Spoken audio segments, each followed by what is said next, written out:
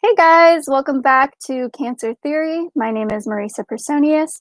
I wanted to bring my friend Carolyn Kerr on to share her story. It's one of hope, and she's been through a lot in the past year or so, and I thought that you guys could get a lot out of it. She had stage 4, I'm just going to read it, stage 4 invasive ductal carcinoma, triple positive breast cancer. And she's going to tell us all about her journey with this. Please welcome Carolyn. Hey, Hi, Carolyn. how's it going? Good. How are you? Good. Awesome. Thanks for being on. I'm excited to dive into your story and for other people to get to know you. How about we start off with how on earth did you find out that you had cancer? Yeah, so I had a very unique way of finding out. Um, Typically, because I have breast cancer, typically, what you say is like you might find a lump or a feeling in your breast, and that may trigger you to go and see a doctor or go get a mammogram or go get something checked out. I never felt that. I never felt a lump. I always did, self exams. Mhm. Even, when I would go to my like annual doctor visit, they would do doctor exams. Never felt any kind of lumps or abnormalities.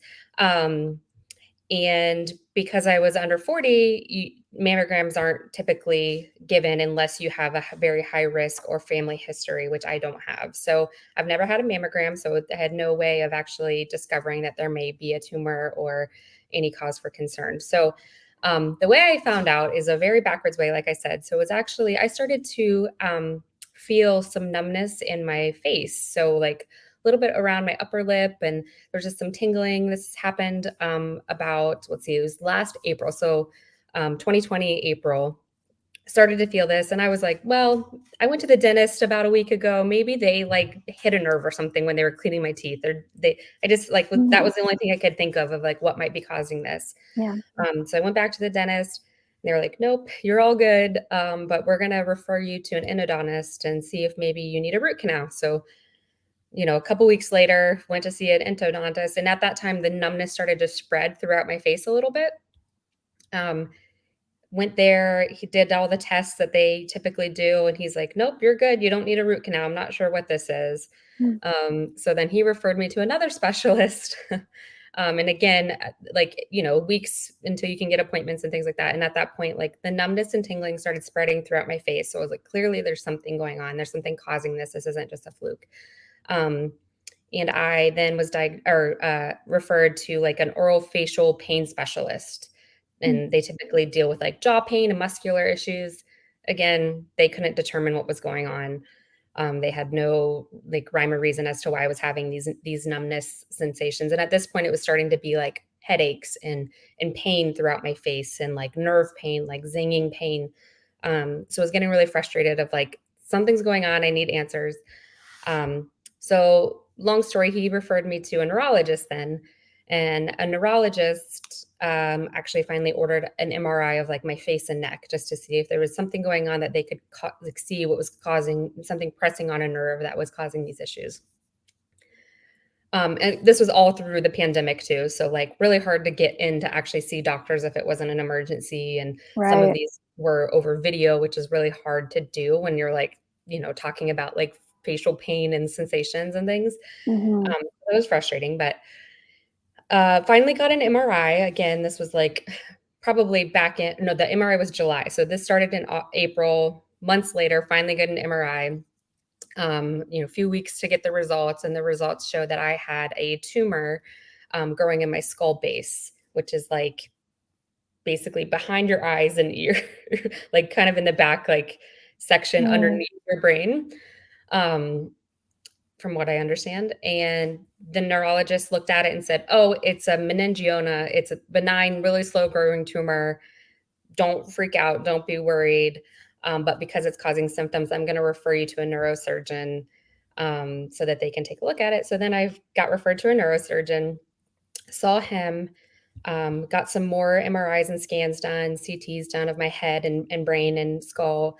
And actually had a surgery plan to try and remove the tumor from that area because it's in a location, again, near nerves, near your carotid artery. Like there could be some cause for concern if it continued to grow over time. But Mhm. again, at this point, no one ever thought this was cancerous. It was, in theory, a benign tumor. But as the surgeon was planning out his surgery, he decided to do a biopsy just to rule out a specific type of um, tumor that could cause heavy bleeding during surgery, which would have been really high risk. So scheduled a biopsy, which I had to do like basically through a CT machine. So I was like strapped to a CT machine so that they could do a guided needle biopsy like through my temple back in, which was really crazy and Oh my scary. gosh. Wait, Thankfully, it was like, I'm yeah, sorry, were you like, did you say you were strapped down? Oh yeah. my gosh. Because you can't move at all, obviously. So, like, my head was strapped, my arms were strapped, my legs were strapped, but I was sedated but awake, so I could hear and talk to the doctor, but I was, like, a little bit out of it, like, Yeah.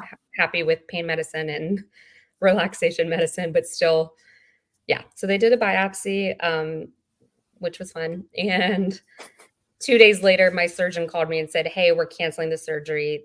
The tumor pathology shows markers for a specific type of breast cancer, which is not what we were expecting at all." Hmm. And so that was just came out completely out of nowhere. So, like I said, this was a super rare. It's rare to find the secondary tumor before you find, a primary tumor in your breast. So that is sort of the backwards way for our Yeah. people. Now, why did they not just go ahead and remove the tumor in your head though? Yeah, so, it because the surgery was also gonna be really high risk to begin with. They were gonna do an endonasal, like, so up through my nose and, like, back in to basically remove it. Um, but again, it's near, like, my optic nerve, it's near my carotid artery, like, there's all these things surrounding it that is really high risk, and because it was, he determined that it was, breast cancer and a specific type of breast cancer cells, they felt like I could do radiation and chemotherapy, and it would actually probably take care of the tumor rather than surgically. So they felt like Hmm. that was the safer route. Okay, because then it would just shrink it instead of Mhm. possibly doing some nerve damage. Is that what it was? Yep, exactly. Okay. Exactly. So yeah, so after the biopsy showed that it showed markers for breast cancer, they referred me to an oncologist. I went through, breast MRI, mammogram, ultrasound, and they identified the primary tumor in my right breast. Did the biopsy to confirm it was the same, same makeup of the secondary tumor they found in my skull. Um, and so, yeah, I can't remember the exact size, but the one in my breast was like under 2 centimeters, like pretty small. So again, like would have been hard to feel, especially for women who have breast cancer. Dense breast tissue is more common to potentially be cancerous long term. I have dense breast tissue, so it's really hard to feel lumps, anyways, unless they're really big. But the one in my skull was like the size of a golf ball. It was like a pretty good size, which is why it was causing all these issues. But That's huge. yeah. So that one was somehow bigger than the primary tumor, so So who knows? weird. Yeah, who knows? Now, what was going on in your mind when they told you you have a golf ball sized tumor in your head? Like that must have been, I mean, cancer is a Very shock, but that sounds pretty extra scary. it was very scary. It was weird though because like I said, they gave me a diagnosis, that it was this benign tumor. So in my head, I was like, "It's okay. It's benign. We just need to take care of it so it's not fast growing." But they were wrong the first time around. So, like, Hmm. I kinda went through it in stages because at first I processed like, "Oh, finally I figured out what was going on. This is actually good news," because I was going for months without, like, any understanding of what was causing these issues, and then there was some relief to say, like, "Oh, there is a reason for this pain and this numbness and this stuff going on." Um, and then I found out I was, maybe needed surgery, which is that's very scary. Kinda had to mentally prepare myself for the risks of going, basically a brain surgery. But again, in my head, it's benign. This is the right way to do it. So, like, kind of in stages, went through like processing everything. And then it was like, okay, nope, that's not it. Now it's cancer. Now what? And what really helped me, because I was so overwhelmed and had gone through so many stages to get there, was just like, okay, don't freak out until you know more. Like, there's no point of freaking out until your next appointment. So, like, I got the neurosurgeon called me and said, yeah, this shows breast cancer markers, but I hadn't met with an oncologist yet. So I was like, I can't freak out until I know what this actually means because I haven't met with an oncologist. I don't know how bad it is. I don't know what a treatment path is yet. So I'm going to be upset. I'm going to cry for a day. And then I'm going to start making a list of questions because I can't freak out until I know more. It was like I tried very hard to be logical about it instead of like just giving up. Yeah. I think, I mean, yeah, okay. So that's, that is interesting getting it in those different segments of like, okay, here's what it is. Thank God I have answers and Yep. thank God it's curable, like easily taken care of. Right. And then, next you're getting different news. But even, the process of like taking time to, like you said, freak out about it, cry over it. And then, once you're composed, make an action plan. Like it kind of sounds like that's what you did. Like, okay, let me get clear. Let me write down my thoughts. Let me write down what I'm going to ask. Yep. That's just something that I think is so important, is that you need an advocate. And some people, like, it sounds like you amazingly were still sharp enough to even be thinking that way. I'm sure you were still very tired, or there must have been, it must have been overwhelming, but to still think, let me start writing things down because I need to gather information. I think that it's so important for either you to think that way or to have a close friend or a family member, some sort of advocate that's able to think clearly with you and, kind of take charge of the situation and, not always just listen to whatever the doctors say, but to go into doctors' meetings, either taking notes or recording and asking a lot of questions. For sure. And this, outside of normal times, like usually you're allowed to bring a loved one with you to these appointments, but because of COVID, you weren't allowed to bring anybody Oh else with you. my So gosh. I did, though, thankfully I had a really great oncologist who, when I first had my appointment, she stopped me right away. She's like, can you call somebody? Do you have your mom, sister, friend? Call Mhm. somebody. I just want someone else to hear it so that you don't have to be the one responsible for remembering every detail. Like, you just need to absorb and call somebody. And she just let me call my sister, Mm. who is a nurse, which was great because she asked a lot of good, like tactical questions about treatment and things like that. But I was so grateful for that because it wasn't something I even thought of because, again, I just Mhm. was going through the motion of like, I have to do this by myself because of COVID. But she was wonderful and just said, "Nope, we're not even gonna start this conversation. Get somebody on the phone and put them on speaker," which was really helpful. That's amazing. That's so thoughtful of her to, be thinking of you in that way. And, um, I think that that's really commendable because I imagine, like any job, sometimes doctors, I'm sure, can get burnt out, or maybe they're just in a Oh, yeah. season where they're not as thoughtful, maybe, of what the patient is going through. So, again, really like important and awesome to find like a wonderful doctor that you click with like that, and that would even think to just be like, oh, do you have a family member or friend that you can get on the phone? Yeah, it was It's great. Yeah. So, okay, so at this point you were telling me that you are not actually going to be in remission, but you're on a maintenance program because it's stage 4. Yeah, I don't really know. I should ask my doctor more specifically, but I don't really know the, like, terminology they use, whether remission's, like, the right term, but basically, I went through my treatment, and I get scans every 3 months currently, and I think eventually they may space those out to every 6 months after a certain period of time, but I still get scans every 3 months to, I get a brain MRI, I get head CT, chest to pelvis, abdomen CTs, full body bone scan every 3 months just to make sure that treatment's been continued to work. There hasn't been any new spots of metastasizing or anything like that. So they right now, just based on everything they're seeing on scans, they call it no evidence of disease, which is the best that we can hope for right now, which is awesome. Which That's means the great. treatment definitely worked. Like the golf ball size coming out of my skull doesn't show up on scans at all, which is amazing. The spot in my breast doesn't show up at all, which is amazing. And just hope for the best that this maintenance treatment plan I'm on now will continue to keep it at bay, basically. Wow. Thank God. That's amazing to hear. Yeah. Um, well, again, like cancer is hard enough, and I'm just thinking of you and other people going through treatment in 2020, where, like you said, you can't have, it's just you in there. It just seems like a very kind of scary time to go through it, especially with your immune system being low and all that. What is, I'm curious, what is something, I feel like cancer can really like change people's perspectives, and it just brings up a new way of looking at the world. Do you feel like that happened for you?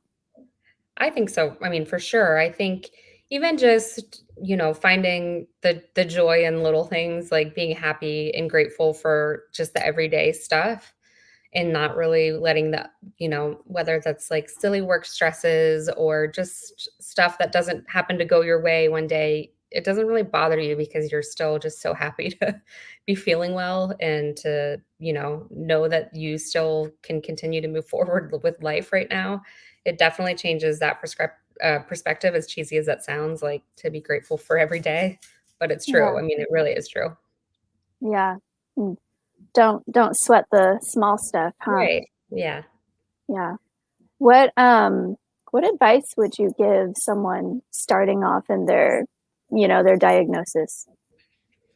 Yeah, I think, well, like I said, I felt like what really helped me was again to like just think about your next appointment and don't look too far forward with the worry, as hard as that is to do. And just again, write down the things that you can control, write down the things that you have questions about, because it really helped me just like not go into a spiral of panic of, what's treatment going to be like? How terrible am I going to feel?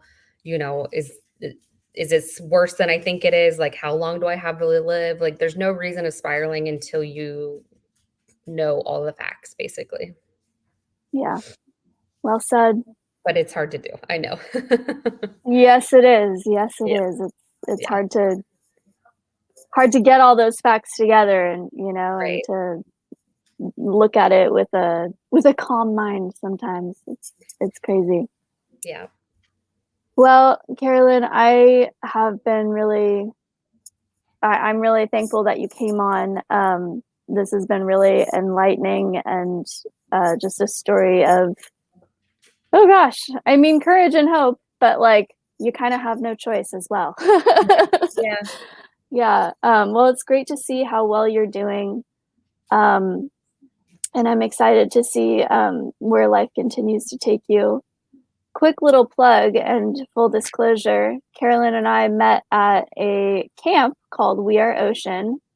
And, I just want to say, if anyone out there is, in treatment or finishing treatment and is looking for something new to do, some sort of adventure, if you sign up for We Are Ocean, we take people out on water adventures. We do camps at Catalina, and it's a great time to meet new people and connect with other cancer survivors, and do fun things, and maybe even get out of your comfort zone. Yeah. Um, Cannot recommend it enough, and, that's one thing to add to my recommendation is it's for me, it was hard because of the pandemic. A lot of cancer centers offer support groups and things like that, but, everything kind of switched to virtual or fell off a little bit during the pandemic because nothing was in person, so it was hard to find a community, especially, I was diagnosed when I was 32 years old. Everyone else at the breast center treatment was quite older than me, to say the least.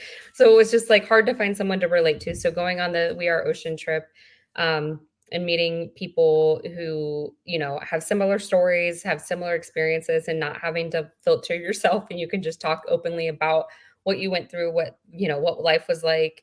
The good and the bad was really, really cathartic, and I cannot recommend it enough. So Yeah, love that. It reminds me of you know how I feel like veterans, they sometimes it's like they don't always want to talk about that with civilians of what they've For been sure. through because not everybody understands or they don't know what to say. Right? But Or when you don't wanna you feel pitied by people. You don't necessarily wanna feel pitied or, like, scare people and, like but you don't have to even think twice about it when you're talking with someone else who's been through it because they just get it. yeah, agreed. It is really wonderful and I feel like just connecting in that way is like just helpful and healing for everybody involved.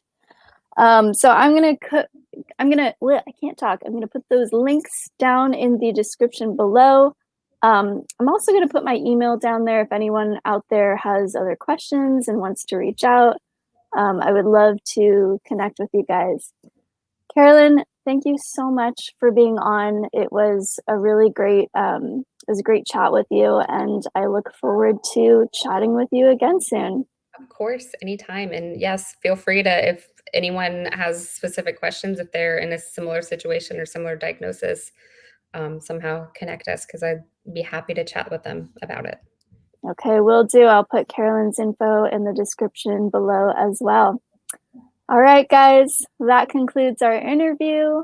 Thank you for joining us and have a great day. See you next